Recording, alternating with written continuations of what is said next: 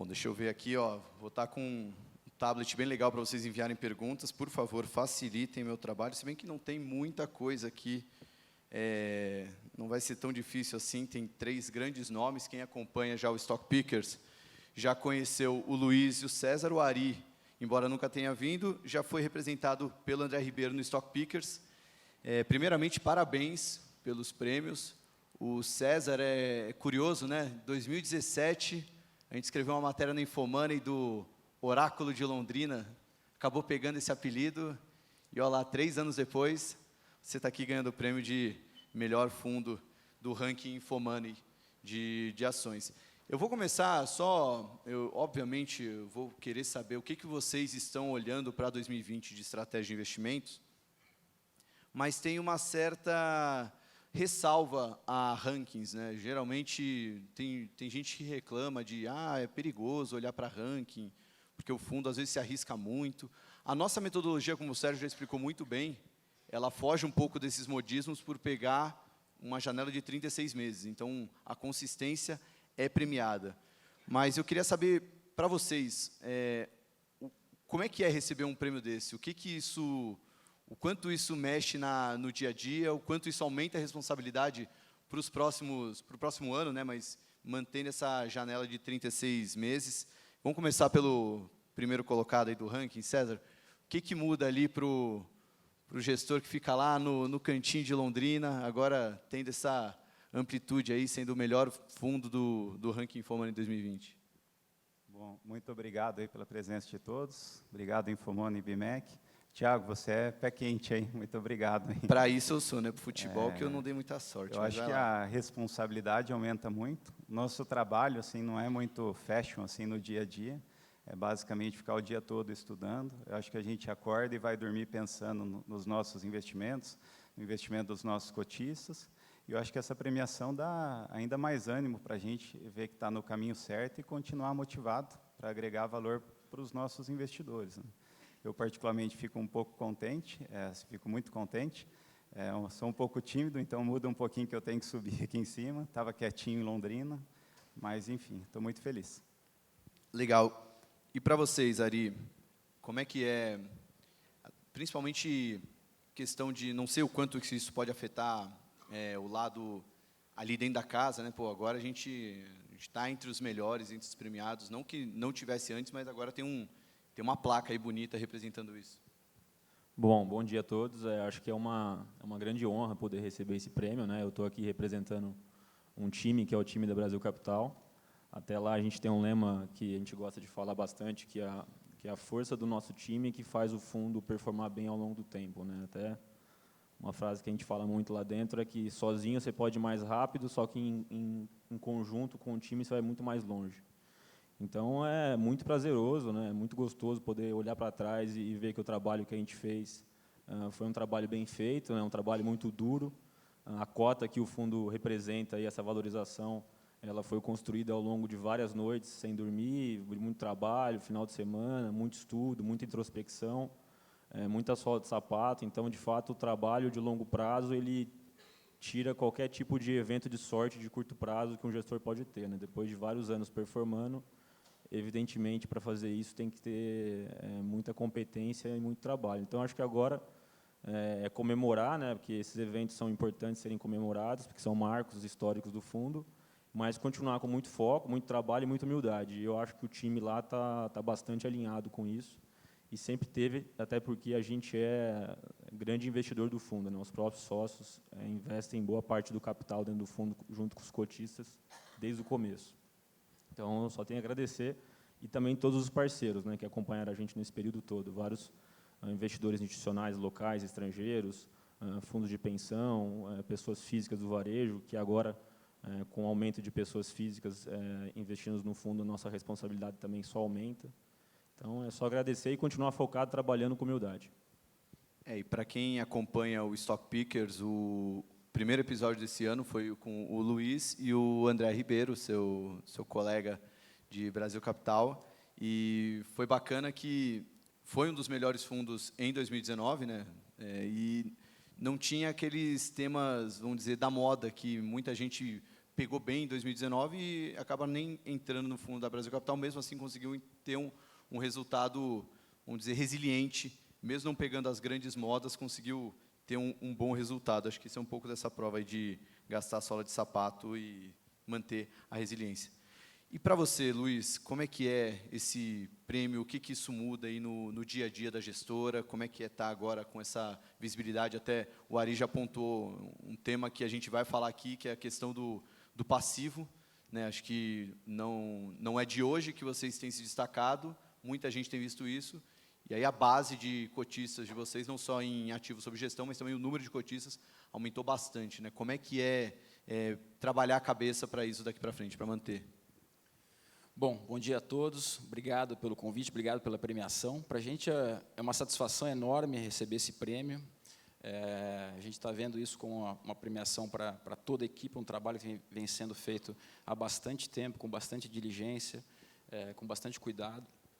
E é legal essa premiação, porque vem de uma análise um pouco diferente do que as pessoas normalmente fazem, que é simplesmente olhar intervalos de curto prazo e ver quem está na frente, qual foi o tema, e associar aquilo ali assim, a algo, um trabalho genial feito por tal gestor, como se aquilo ali fosse replicável, né? Então, a metodologia que vocês estão usando, ela olha o intervalo um pouquinho mais longo do que é o normal as pessoas olharem, e com um olhar também para risco, o que tem muito a ver com a maneira como a gente encara gestão de recursos.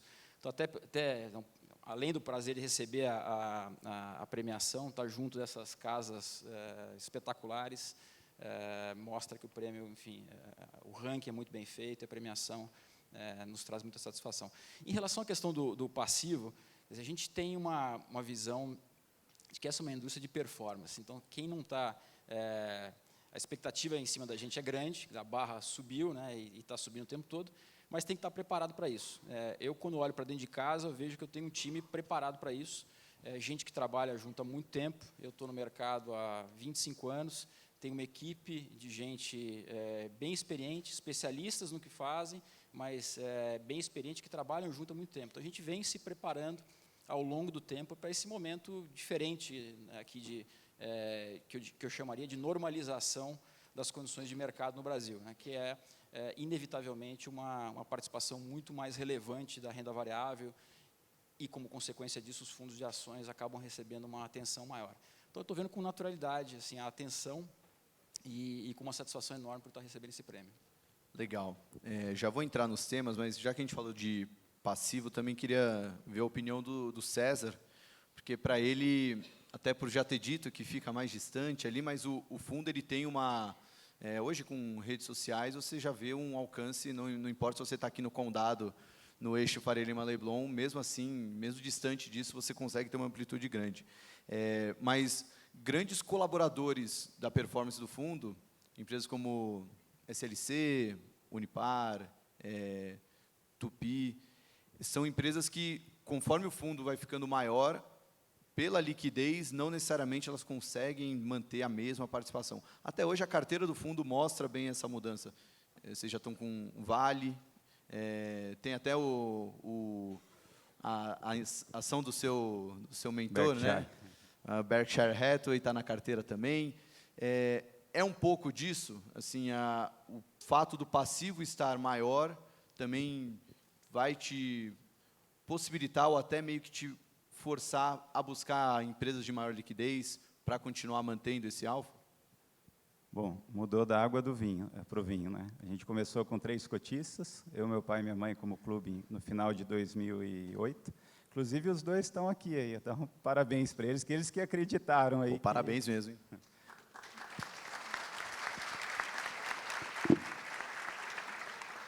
Abrir um clube de legal capital para um moleque de 24, 25 anos não deve ser uma decisão fácil, não, né? Que bom que deu certo.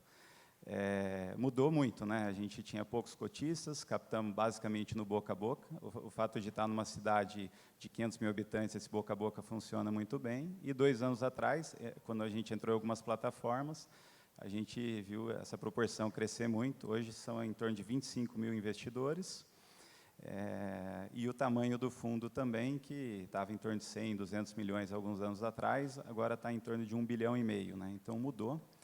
Porém, o fundo Real Investor sempre foi um fundo livre, onde a gente perseguiu as melhores oportunidades, né? Independente do tamanho das ações, seja small caps, mid caps, blue chips. Logicamente, conforme o crescimento, com prudência, a gente vai subindo um pouquinho a régua. A liquidez média que essa empresa tem que ter para fazer parte da carteira foi subindo ao longo do tempo. A gente deixa alguns pontos percentuais, não existe aquele número mágico, que nem todo mundo fala do capacity. É mais fácil tocar um fundo de 50 milhões do que de 100, de 200, de 500, de 1 bilhão. Vamos ver como a gente se sai nesse novo patamar. Mas tem uma curiosidade, algumas empresas que a gente está comprando um pouquinho mais líquidas no momento atual, também é fruto que a gente está encontrando mais oportunidade nelas. Quando a gente olha para o Ibovespa, a gente dá para falar que a Bolsa não está barata, está negociando num PL em torno de 17, olhando para frente, um PL projetado em torno de 14, que é um pouco acima da média histórica. Como a gente está num país que deve, de fato, começar a melhorar esse ano e nos próximos, e a taxa de juros, o custo de oportunidade caiu bastante, eu acho que se justifica. Mas se a gente olhar com uma lupa, Salomão, esse PL de 14, a gente pega quase 40% do índice, estão nos grandes bancos, Petrobras e Vale, que deve estar negociando um múltiplo abaixo de 10 aí para esse ano. E quando a gente pega os outros 60%, deve estar acima de 22, ou seja, não está muito barato. Eu até acho que os bancos, Vale, Petrobras, merecem estar assim baratas, talvez assim não seja uma oportunidade brilhante, mas a gente encontrou em algumas dessas alternativas uma oportunidade.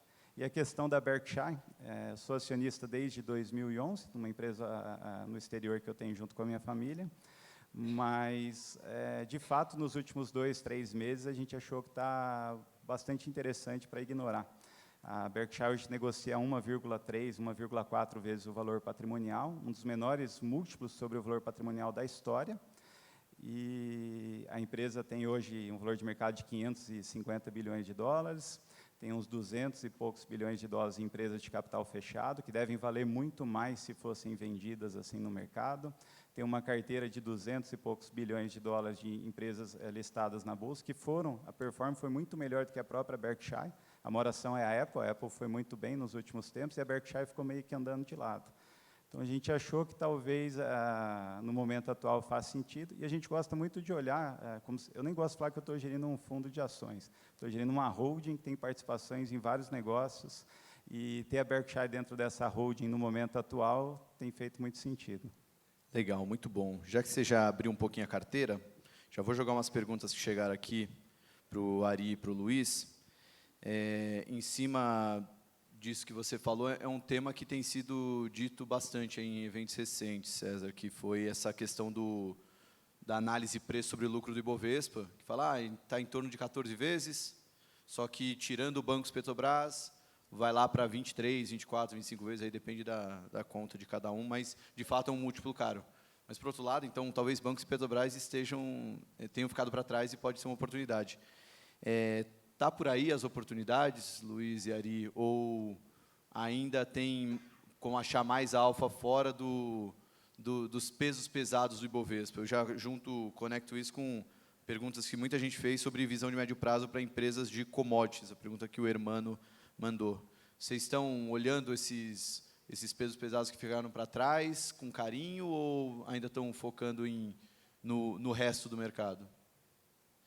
Bom, acho que, até complementando um pouco do que o César falou, acho que assim, um pouco do que a gente gosta de pensar lá na Brasil Capital e que a gente aprendeu ao longo do tempo, é que olhar as métricas tradicionais de valuation são fundamentais e super importantes, mas ao longo do tempo a gente percebeu que a qualidade do negócio, a qualidade da gestão que toca o negócio, muitas vezes é mais importante até do que a métrica de valuation. Até pegando um evento que aconteceu com o Warren Buffett, que também é um grande guia nosso lá sobre cabeça de investimento, etc. Em 1960, um jornalista escreveu lá no Wall Street Journal que as ações da Coca-Cola estavam caríssimas porque negociavam a 25 vezes lucro. E o Buffett tinha Coca-Cola já na carteira dele de investimentos e ele nunca vendeu nenhuma ação, apesar de terem falado que estava caro. E parecia caro, 25 vezes lucro. E desde então a Coca-Cola deu para ele, tem Coca-Cola até hoje lá na Berkshire, mais de 20% ao ano em dólar. Foi um dos melhores retornos da carteira dele. porque a empresa cresceu muito e gerou muito valor ao longo do tempo. Então, muitas vezes, você vender uma ação que parece estar cara simplesmente por conta do múltiplo, pode enganar bastante. Nós mesmos, lá na Brasil Capital, já cometemos vários erros por vendermos bons negócios que a gente achava que estava caro, e, na verdade, não estava caro porque a gestão conseguiu criar muito valor ao longo do tempo. Então, a gente hoje entende que a nossa carteira, assim, do jeito que a gente gosta de olhar os negócios, a gente não acha que está caro. Evidentemente, quando você olha numa perspectiva maior de Brasil, quando você compara com o preço que as ações estavam em 2016, né, que estava quase precificando, no começo ali, que estava precificando que o Brasil ia ter uma ruptura institucional muito séria, ou ia virar uma Argentina, uma Venezuela, os preços eram muito mais convidativos, né? Então, acho que dificilmente uma pessoa que comprasse ação lá ia perder dinheiro. Hoje em dia, se a pessoa errar o negócio, pode perder muito dinheiro, porque muita ação reprecificou bastante e, de fato, o valor da ação hoje exige que a empresa entregue resultado. Então, a gente hoje está muito focado em entender se as nossas empresas do nosso portfólio vão ser as empresas que vão entregar resultados. A gente está, assim, não dá para dizer que a gente está tranquilo, né, porque a gente nunca está tranquilo, está sempre revendo dinamicamente o cenário, as empresas. A gente gosta de carregar por muito tempo os negócios, mas todo dia a gente está olhando se aquele molde, se aquela fortaleza que a gente entendia que a empresa tinha, ela continua existindo. E vários negócios a gente acha que ainda tem. Então, a gente tem ferrovia, tem negócio de saúde, tem educação, tem algumas coisas no setor financeiro que a gente concorda com o César que acho que os grandes bancos estão cada vez mais ameaçados, mas tem alguma coisa ou outra que faz sentido para a gente. Então, a gente continua construtivo e achando que hoje o Brasil, apesar de não ter o valuation que tinha das empresas em 2016, o cenário do país está muito mais estabilizado macroeconomicamente, né, os juros, a inflação, etc. Isso, de alguma maneira, deixa a gente um pouco mais confortável de alongar o nosso horizonte de investimento. Então, antes, quando o nosso país estava em cenário de estresse, a gente olhava 6 meses, 1 ano na frente só. Agora, a gente está olhando 3 anos na frente, 2 anos na frente, a gente fica mais... Isso já faz um tempo que a gente está fazendo isso. Então, a gente fica mais confortável de olhar para o lucro que a empresa vai gerar daqui 2 anos, não daqui 6 meses. E dessas empresas que você falou, ferrovia, bancos, só para quem acompanhou o Stock Pickers com o André, os nomes são Cosan, tem Rumo também, bancos seria Itaúsa. Sim, Itaúsa está bem menor do que aquela época, eu acho que ele conversou com você, mas a gente tem uma posição de Itaúsa desde quando o fundo começou, desde 2008. E pela primeira vez na história a posição está pequena. Então a gente tem uma posição muito grande em Rumo, que já tem lá a posição desde 2016. Rumo também é um caso de value creation, que a planilha nunca capturar. Quando a gente comprou a Rumo pela primeira vez, em 2016, estava R$ 3,00 a ação. Hoje está R$ 24 e a gente não vendeu quase nada. E quando a gente comprou a R$ 3,00, a gente não achava que valia 24. A gente achava que valia 6, 7, 8 reais, que já era um bom upside para os 3 que estavam. Então, a gente tem Rumo, tem Cosan, tem Sul América, tem Edux, que é Estácio. A gente tem a única posição nossa em commodity é Petrobras, né, porque Cosan, para a gente, não é mais uma empresa de commodity. Temos uma posição em B3 também, que é a Bolsa. Então, é mais ou menos isso. Legal. E você, Luiz, como é que está... Acho que quem acompanha o Stock Picker já viu um pouco da sua carteira, mas como é que você está vendo essa disparidade de múltiplos entre os pesos pesados e o resto da Bolsa?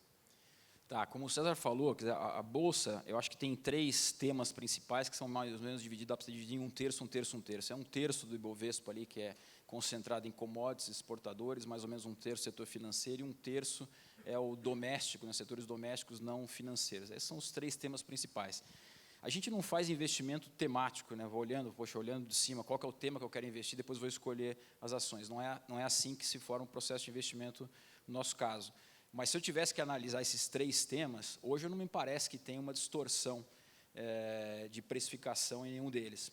Chama sempre muito atenção o fato de você ter um setor ou outro com múltiplos muito mais baixos, né? Poxa, bancos está muito mais baixo do que o setor doméstico não financeiro, commodities é a mesma coisa.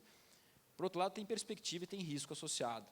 Colocando isso na conta, eu não consigo ver esse desequilíbrio. Eu acho que os setores domésticos estão com múltiplos muito mais altos.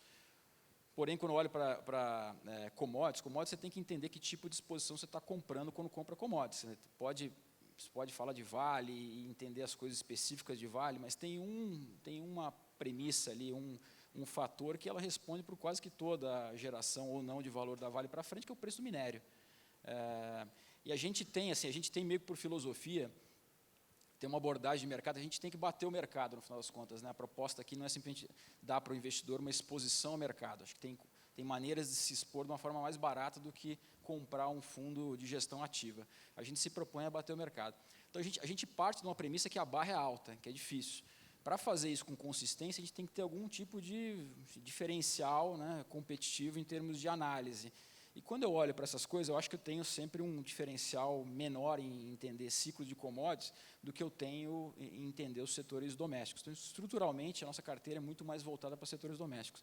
Eu gastei anos da minha vida indo para a China para tentar entender dinâmica de oferta e demanda de minério de ferro, de papel e celulose.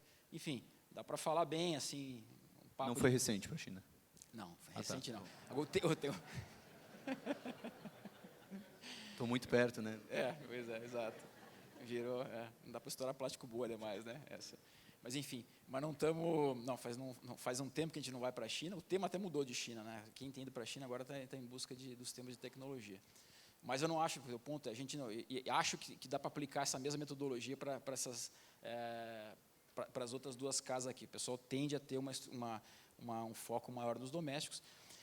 Eu vejo, assim, dos domésticos, múltiplos bem mais altos, mas perspectivas de crescimento maiores do que foram no passado. A gente passou por uma dinâmica muito favorável para o setor doméstico ali a partir do momento de crise, né? A gente passou por um período de depressão econômica, onde teve um afundamento, uma queda muito forte dos lucros das companhias, e as empresas reagiram a isso, né? A gente viu 100% das companhias reagindo a isso, não ficaram parados. O pessoal foi buscar eficiência, cortar custo, quer dizer, apertar o cinto, de fato, para buscar, enfim, ficaram muito enxutas. Quando isso acontece, geralmente você passa por um período onde elas têm ganho de eficiência, onde elas têm crescimento de margem operacional, e a gente está vendo isso agora nesse pós-depressão, justamente isso acontecer, com, enfim, um outro elemento acontecendo, que é a queda de taxa de juros, que diminui a despesa financeira das companhias. Então, o impacto em lucro líquido tem sido muito favorável.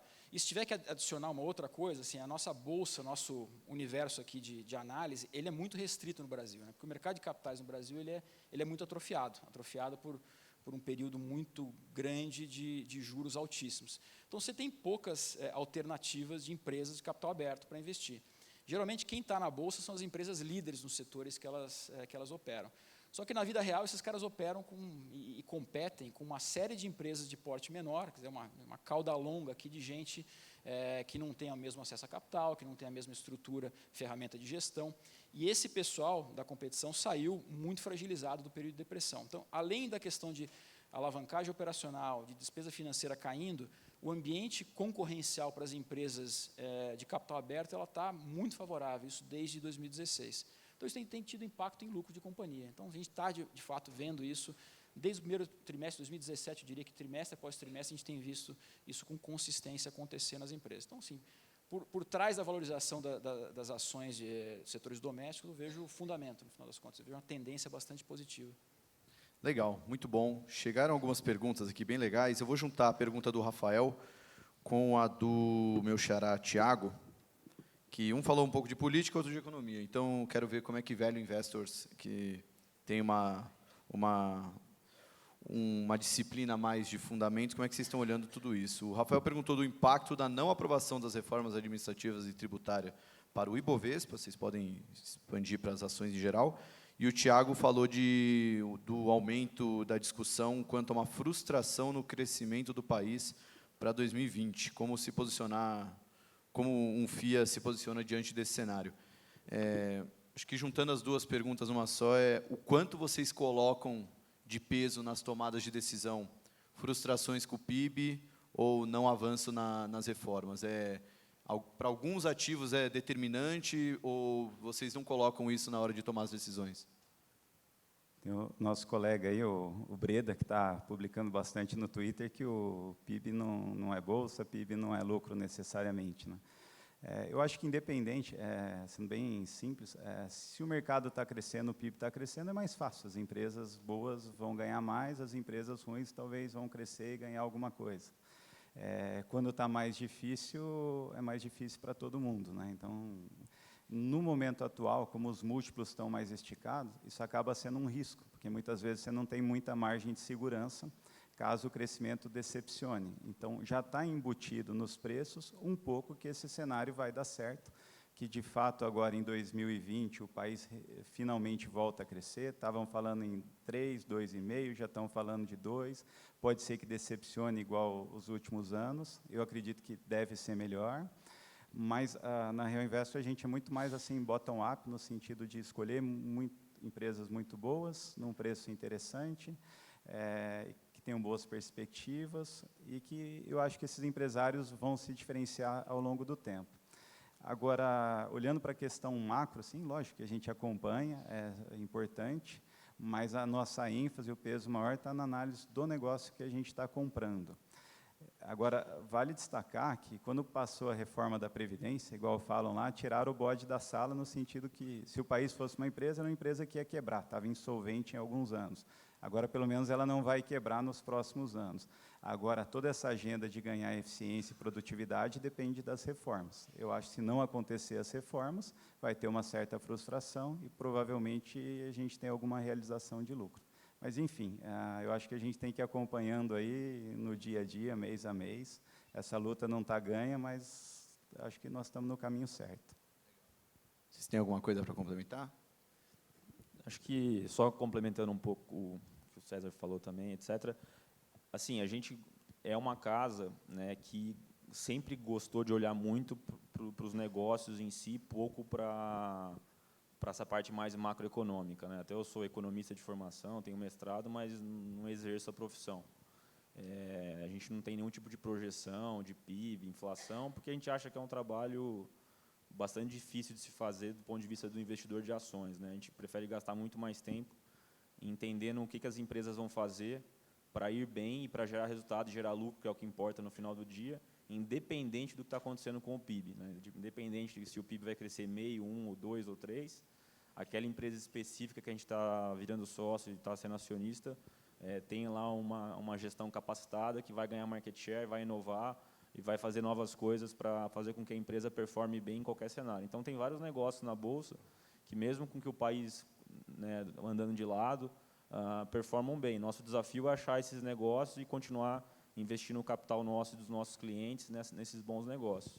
E um ponto importante também é que, assim, evidentemente, né, se o país estiver caminhando para a direção correta, etc., isso ajuda bastante as empresas a performarem, né? Não dá para falar que você vai encontrar uma boa empresa se você estiver investindo num país que está virando a Venezuela. Evidentemente, você vai talvez achar 2 empresas que vão sobrar no país, olha lá.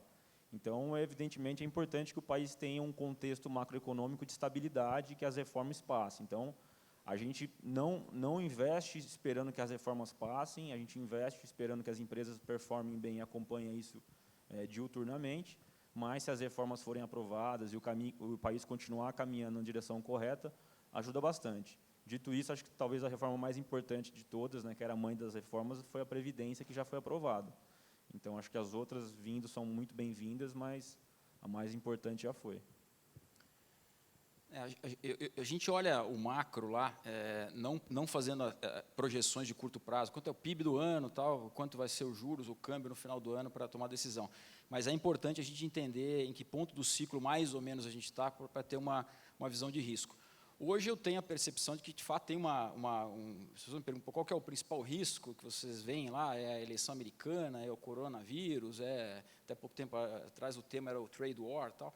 Eu acho que é a combinação de preços que já embutem uma expectativa de crescimento de lucro maior do que estava no passado com o crescimento. Quer dizer, crescimento é a variável que ela tem que acontecer. Se vai acontecer no primeiro semestre da maneira como se esperava, pode ter uma frustração de curto prazo, mas ela tem que acontecer em algum horizonte aqui, a perspectiva de crescimento ela tem que acontecer. E, para mim, assim, não tanto pelo lado de quanto isso vai impactar no resultado das ações, na trajetória das ações de curto prazo, mas muito mais em função do estrutural que está por trás.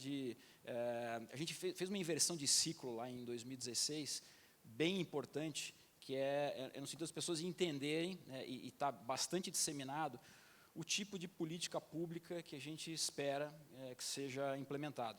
Isso tem já dado impulso a uma série de reformas. As pessoas falam agora estão olhando para a próxima, da administrativa, tributária, mas tem uma série de reformas que já estão em andamento, às vezes não chamam tanta atenção, há bastante tempo, E essas reformas que são importantes para médio e longo prazo, elas não têm resultado de curto prazo, né? A vida fácil do populista na América Latina é porque ele sempre tem uma resposta de curto prazo para um problema complexo. Geralmente, as decisões certas, elas não têm esse efeito de curto prazo, mas têm de longo prazo. A gente implementou uma reforma trabalhista, que não se fala mais a respeito no Brasil, já faz um bom tempo, faz uns 3 anos. Você imaginar que há 5 anos atrás, falar em mexer na CLT no Brasil, é uma maluquice, mas foi feito. E tem impacto, né? Exemplos assim que a gente consegue enxergar no dia a dia de negócio. Meu sócio ontem teve com o pessoal da Energisa, que comprou 2 empresas de distribuição de energia da Eletrobras. Eles mandaram embora, no Norte e Nordeste, mandaram embora metade dos funcionários da Eletrobras, não teve uma ação trabalhista. Quer dizer, esse é o tipo de melhora de ambiente de negócio que a gente está tendo. O volume de ações trabalhistas dos bancos aqui no Brasil caiu pela metade, 50%. Dados assim, o Itaú tem 1.000 pessoas, mais ou menos, 1.000 pessoas na equipe de contencioso, lá do legal, né? E trabalha com 500 escritórios de advocacia que fazem esse tipo de trabalho, tanto o trabalhista quanto daquelas ações revisionais que tem Brasil afora. Quer dizer, você mexer na estrutura disso, quer dizer, isso é produtividade na veia que vem ao longo do tempo. Além disso, teve mudança de governança nas estatais, teve mudança de papel dos bancos estatais, a participação do BNDES saindo do mercado de capitais, saindo do mercado de crédito, com a maneira como influenciava, tem uma importância gigantesca em termos de produtividade e alocação de capital no Brasil, né? Que é uma distorção enorme que se tinha aqui, que era, a alocação de capital de longo prazo. Eu cheguei a ver o presidente do BNDES há uns anos atrás falar com orgulho que 80% do investimento de longo prazo no Brasil, de crédito, era dado pelo BNDES. Quer dizer, por um grupo de burocratas e não pelo mercado, que é sabidamente um instrumento mais eficiente para alocar capital. Então, assim, para mim, o risco é esse, o risco é a gente não crescer e colocar, e comprometer, né, essa agenda de continuação de reformas estruturais que vão muito bem. É legal ouvir essa resposta bem estrutural de vocês, porque a gente tem feito uma aproximação maior no Stock Pickers com gestores macro, e uma das coisas que a gente conversa com eles é o quão alienado os value investors, os stock pickers, estão com a ideia que o Brasil vai dar certo e o quão preocupado estão os gestores macro com a ideia de que tem muito risco por aí. Acho que também tem um pouco dessa diferença de visão, né, de horizonte, né? O gestor macro vai ter um painel aqui para falar com gestores macro logo depois, mas eles têm maior flexibilidade, maior velocidade, podem operar outros ativos, e isso também muda um pouco a visão de investimento. O tempo ainda tem 12 minutos, tem bastante pergunta, mas eu gostei de uma coisa que o Ari falou da ideia do relativo, né? Porque quando você vai investir numa empresa, você está escolhendo não investir em outra, né? Você tem que escolher entre uma e outra, não dá para comprar a bolsa inteira. E você falou que tem alguns setores na carteira, só que tem outras empresas do mesmo setor que não estão na carteira. Então, queria que vocês fizessem um pouco dessa análise relativa, falando não só porque vocês têm uma, ao invés de outra. Então, vou deixar o Ari e o Luiz pensarem em uma. Eu vou começar com o César, porque a gente falou de commodities, e você tem Vale, mas não tem a Petrobras. Por que uma e não outra? Eu sei que não são excludentes, mas dentro de uma cabeça buffettiniana, já ter uma empresa de commodity não necessariamente é tão comum assim, mas por que ter a Vale e não ter a Petrobras? Bom, para mim vai ficar mais fácil agora que eu tenho as duas. Ah, tá. Então, mas vamos lá. quebrou a pergunta, mas vamos lá. Na linha do Buffett, eu não gosto e não tenho histórico de investir muito em empresas de commodities. Igual o Luiz Felipe colocou, e o Ari, é mais difícil de prever o preço da commodity, do câmbio, tem uma série de incertezas. Eu estava com uma convicção muito grande em Vale no começo do ano, em Petrobras, e veio o coronavírus, deu uma chacoalhada um pouquinho nessa convicção, no sentido que o preço do petróleo e do minério caíram bastante. Não mudou a nossa tese, mas assim aquela convicção que era grande é uma convicção um pouco acima de média, vamos supor. Mas questão dos preços, uma das coisas que sempre funcionou ao longo do tempo foi pagar barato, comprar um bom negócio e pagar barato. Eu acho que as estatais, igual falaram há pouco, melhorou muito a gestão. Quando a gente olha tanto a Vale quanto a Petrobras, eu acho que tem um plano de negócio bastante interessante olhando para frente, e os preços ficaram interessantes. Quando a gente olha para a Vale, ela está negociando nas nossas contas em torno de um múltiplo 3 vezes e meia, 4 EV/EBITDA. Isso é baixo, é bem abaixo da média histórica e é bem abaixo dos peers da Vale do Rio Doce. Isso deve dar um PL em torno de 7, 8 para esse ano e, potencialmente, um dividend yield acima de 10%, já que a empresa, dado todos os problemas, não pagou dividendo ano passado. Acho que a nuvem preta está saindo de cima da Vale do Rio Doce. Esse ano, 2020, 2021, 2022, tende a ser bons anos para a Vale. E a gente acha que no preço atual de minério tem muita margem de segurança. Ele poderia cair bastante, que a gente ainda acha que seria interessante. Petrobras a gente não tinha, a gente comprou recentemente e aproveitou a oferta do BNDES para comprar. Geralmente, quando tem um grande vendedor que precisa vender, cria-se uma pressão assim no preço. Então, acho que Petrobras tem um desempenho assim relativo ruim em relação aos pares e chegou num preço que a gente gostaria, né? Hoje ela deve estar negociando um múltiplo EV/EBITDA em torno de 5.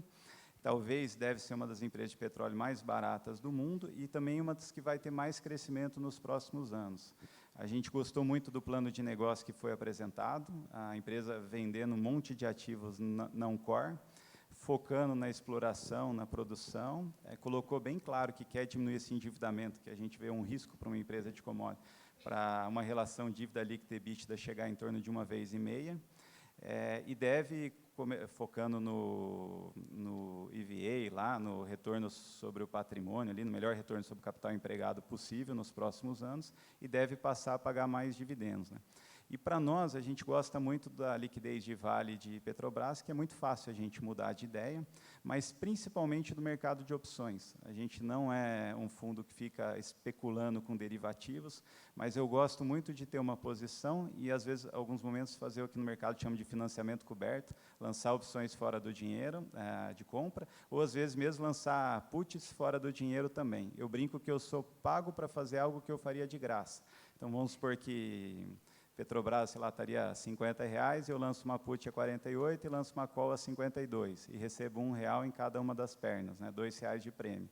Se ela subir muito, eu diminuo minha posição, e se ela cair muito, eu compro um pouquinho mais. Então, quando a gente olha a rentabilidade, esse crescimento, essa melhora de resultados, e essa cerejinha do bolo de rentabilizando esse carrego no momento difícil, a gente gosta bastante das duas. Interessante. Obrigado pela explicação e obrigado por mostrar que comprou recentemente a Petrobras, né? Não foi tão errada a pergunta. Ari, qual o investimento relativo aí que você destacaria, que você tem na carteira e não tem outra do mesmo setor? Bom, acho que talvez falar um pouco do setor de educação, que a gente investiu bastante tempo a gente sempre investiu bastante em educação, por ser um setor que a gente acha que tem crescimento, tem bastante espaço aí para o setor privado ganhar share em cima do setor público, né, que é bastante ineficiente. Então, a gente investiu durante muito tempo na Croton, de 2009 até 2016, uma posição grande, que foi bastante boa para o fundo. E já faz, em 2016, a gente saiu de Croton e desde 2017, faz uns 3 anos, a gente está na Edux, que é Estácio. E um pouco, né, que levou a gente sair de uma e para outra é um pouco dos atributos que a gente vê dentro da empresa para a empresa conseguir crescer, né? Para a gente é muito importante estar num negócio que tenha potencial de crescimento, porque no final do dia um preço da ação ele é remunerado em cima do potencial que aquela empresa tem de crescimento e o quanto que o lucro daquela empresa cresce para pagar a expectativa que está precificada. E aí, quando a gente vai estudar, né, que serve para o setor de educação que eu estou falando, mas também serve uma interface para todos os outros setores da Brasil Capital, a gente gasta muito tempo entendendo não só o modelo de negócios, mas o tamanho da empresa no mercado, né, o tanto que aquela empresa pode conquistar de mercado, se ela tem as ferramentas lá de gestão e tem a marca, o fit estratégico para conseguir fazer isso. E o mais importante, talvez, é conhecer as pessoas que tocam a companhia, né? A gente gasta muito tempo fazendo reunião com membros das companhias investidas. A gente tem lá um levantamento interno nosso, que o nosso time fez em 12 meses quase 2.500 reuniões. Então, a gente faz muita reunião. E essas reuniões vão dando para a gente um guia, né, de se aquela empresa é boa, se aquela empresa é eficiente, se aquela gestão está capacitada para navegar e enfrentar os desafios. E você nunca vai saber a resposta disso só perguntando para o CEO da Edux se a Edux é a melhor empresa de educação do Brasil, porque ele vai falar que é.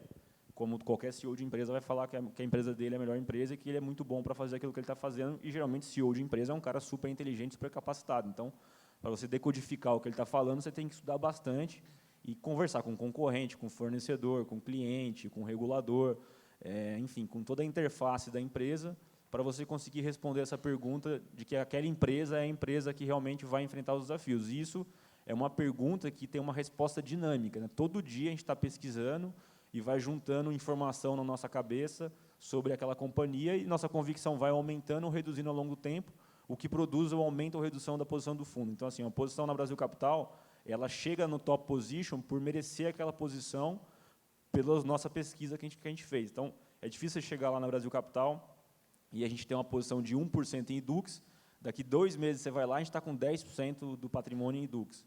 Isso não acontece na Brasil Capital. Assim, a posição ela evolui ao longo do tempo, de uma maneira muito gradual, né? A gente brinca que a gente é um maratonista de 42 quilômetros e não um cara que vai dar um sprint de 100 metros. Então, a gente vai devagarzinho, estudando a empresa, conhecendo, ganhando convicção, fazendo pesquisa, ganhando convicção, e vai aumentando. Se na pesquisa os inputs que a gente está recebendo são ruins, a gente vai reduzindo a posição. Então, até uma coisa que a gente tem lá bastante, tenta ter bastante disciplina, né? A gente não zera a posição por conta de preço de mercado, que subiu muito ou caiu muito, a gente zera a posição se a gente entende que o fundamento mudou. Então, é um pouco assim que a gente olha nessa parte de escolher as empresas. E cada setor da economia, né, hoje a gente tem a ferrovia, que é a Rumo, que no caso é a única disponível, mas tem educação, tem Edux, saúde, tem Sul América.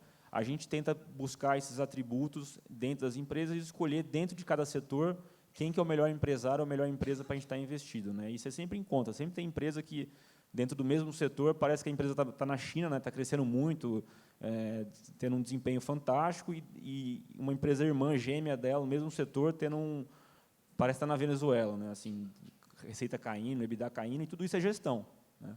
É gestão, porque o mercado está lá para todo mundo.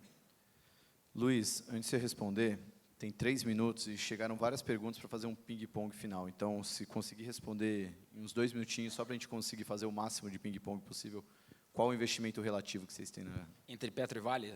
Não, pode ser qualquer... Eu sei que vocês têm, por exemplo, Localiza, e por que Localiza e não outro, enfim, alguma Azul e não Gol. Putz, cada uma delas tem razão específica, que eu não vou conseguir, em 2, 3 minutos, falar especificamente de cada uma. Hoje, as principais na carteira, a gente tem a posição de Petrobras, que a gente aumentou ao longo do tempo, e tem a posição Azul. A gente, assim, eu não gosto tanto de falar de nomes de ações, porque tem que fazer muito sentido para a gente o portfólio ao longo do tempo, e consistência na performance desse portfólio, na montagem dele, né? E na diversificação de risco que você obtém com essa montagem. Mas hoje eu tenho Petro e Azul, por razões específicas delas. Tem uma variável que é uma variável que está fora, mais distante e com incerteza, que é o preço do petróleo, e por acaso ele é comum às duas, só que de forma diferente, né? O que é um aumento de preço do petróleo que é muito ruim como um item de custo para uma companhia aérea como a Azul, é bom para uma empresa de petróleo, pela receita. Então, tem esse efeito, vamos dizer, não é um hedge perfeito, mas é um estrutural aqui na carteira de balancear esse fator de risco do petróleo, que faz sentido. Elas duas estão maiores do que estariam individualmente, em função de terem esse efeito de diversificação desse fator de risco na carteira. Petrobras, o César comentou bem, a gente tem uma visão parecida, a empresa está num momento de crescimento de produção muito grande, de venda de ativo, de otimização de ativo. Então, é uma empresa que vendeu em ativos, ano passado, 16 bilhões de dólares, é um negócio muito relevante. Para esse ano, o plano é 20 bilhões de dólares. E vende ativos com um retorno sobre o capital investido mais baixo, quer dizer, só da venda de ativo ela vai concentrando em um portfólio com uma rentabilidade maior, e vai também funcionários, né? Tem uma pequena privatização que vai acontecendo aos poucos aqui da empresa. Então, tem uma dinâmica aí acontecendo bem interessante em Petrobras.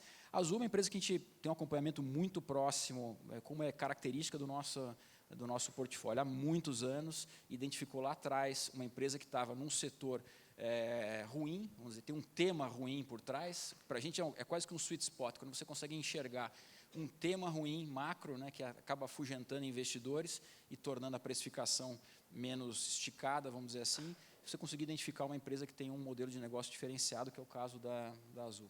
Então, deixei 30 segundos para você. Ótimo. Então, a resposta com uma palavra, tá? Para dar tempo de perguntar várias coisas. Não precisem se aprofundar, são temas de longo prazo e algumas coisas de curto prazo. Chegou aqui a pergunta do Fernando Araújo. Qual a história de sucesso da carteira de vocês? Ele pediu para explicar a escolha do papel, mas não vai dar tempo. Então, qual a história de sucesso que vocês carregam com carinho aí no fundo de vocês? Ou já foi embora do fundo? Exetec, do final de 2008 até o começo de 2015. A gente vendeu cedo, o Luiz foi mais inteligente. Ari? Acho que Cosan. Cosan é uma posição que a gente tem praticamente desde o começo do fundo, também desde 2009. E talvez Cosan reflita um pouco do que eu falei de capacidade de gestão, né? Era uma usina, antigamente, um conjunto de usinas que, se tivesse permanecido igual, teria quebrado, provavelmente, e se transformou num conglomerado de infraestrutura e energia gigantesco. Então, Legal.